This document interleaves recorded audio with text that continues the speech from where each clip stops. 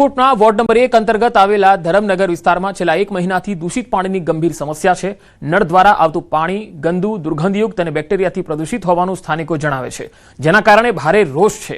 મહિલાઓએ આક્ષેપ લગાવ્યા કે લાંબા સમયથી ગંદા પાણીના વિતરણને કારણે આરોગ્ય સમસ્યાઓનો સામનો કરવો પડે છે।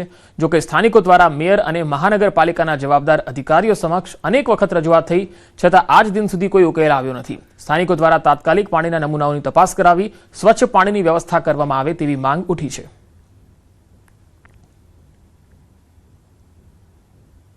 6 મહિના પહેલાથી છે, આ વચ્ચે બંધ થઈ ગયું તો પછી પાછું ચાલુ થઈ ગયું। એમાં વાઇસ આવે, ગટરને આમ સૂંઘે તો કેટલી વાઇસ આવે એમાંથી।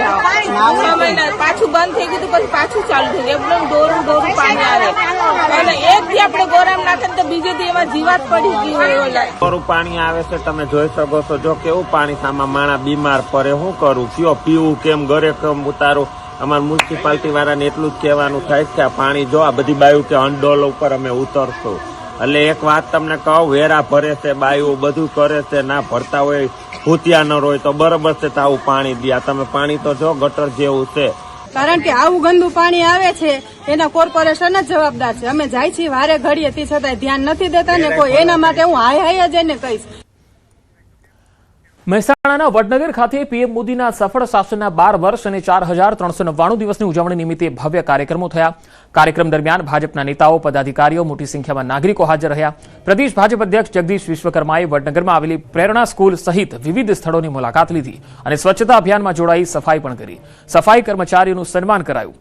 હાટકેશ્વર મહાદેવ મંદિરે ભવ્ય મહાઆરતી થઈ અને શર્મિષ્ઠા તળાવ તેમજ મંદિર પરિસરમાં 10,000 દીપ પ્રગટાવવામાં આવ્યા, જ્યારે વોટર લેઝર એન્ડ સાઉન્ડ શોએ સૌને મંત્રમુગ્ધ કર્યા।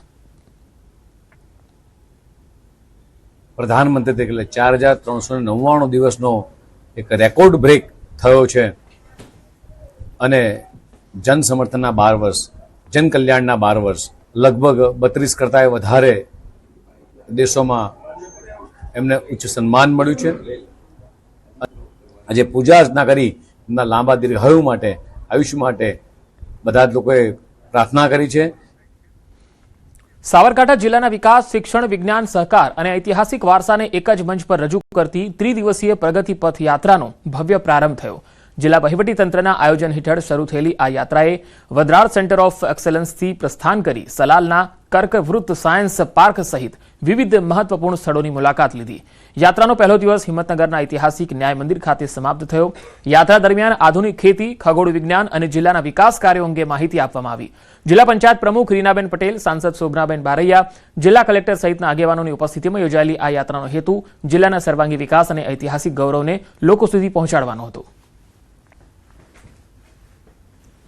દેશના યશસ્વી વડાપ્રધાન શ્રી નરેન્દ્રભાઈ મોદી સાહેબે 12 વર્ષથી જે સ્થાયી શાસન કર્યું છે એને આજે ખૂબ લાંબા સમય સુધી વડાપ્રધાન રહેવા તરીકે એમને આજે રેકોર્ડ તોડ્યો છે અને એમને અમે ખૂબ ખૂબ શુભેચ્છાઓ પાઠવી। સાથે સાથે એમને જે 12 વર્ષ અવિરત સેવાના કાર્યો કર્યા છે, જે પ્રગતિના વિકાસના કાર્યો કર્યા છે, એમાં અમે પ્રગતિપથ યાત્રામાં આજે હિંમતનગરથી અને પ્રાંતિજ વિધાનસભાથી શરૂઆત કરી અને ખેડ બ્રહ્મા પૂર્ણાહુતિ કરવાના છીએ। એમાં અહીંયા કોર્ટની મુલાકાત લીધી હતી અને 70 કરોડથી પણ વધારે રકમથી આ કોર્ટ બની છે અને આધુનિક સુવિધાઓથી સજ્જ બની છે, ત્યારે આનો લાભ આમ જનતાને પણ મળી રહે એવી અમે સૌને શુભેચ્છાઓ પાઠવીએ છીએ।